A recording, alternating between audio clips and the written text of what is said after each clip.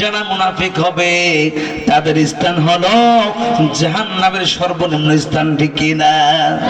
কারণ যারা ওয়াদা দেয়, বড় বড় নেতারা এই প্যান্ডেল থেকে, স্টেজ থেকে ওয়াদা করে, এবার যদি পার হইতে পারি আপনাদের এলাকায় এলাকায় বড় বড় কালভার দিয়ে দিব, বড় বড় পাইপ দিয়ে দিব, রাস্তাঘাট সব কিছু উন্নত করব, পার হওয়া পরে সব কিছু ফাঁকা বিলুম, ঠিক কিনা বলেন? হ্যাঁ ঠিক কিনা বলেন?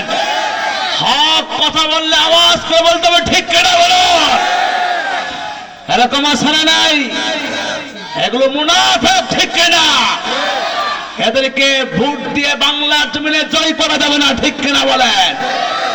আমরা চাই যারা ইসলামের পক্ষে কাজ করবে, কোরআনের পক্ষে কাজ করবে, আমরা তাদের দলে থাকতে রাজি আছি তো ইনশাআল্লাহ। কে কাছেন তো হাত করতেছে, আল্লাহু আকবার। আল্লাহ পাক কবুল করুন। মুসলমান ওয়াদা ভঙ্গ করে এর নাম হলো মুনাফিক। মুসলমান বলেন তো ওই মুনাফিকের কথা এই কোরআনে আছে না নাই? আসেনি? মুসলমান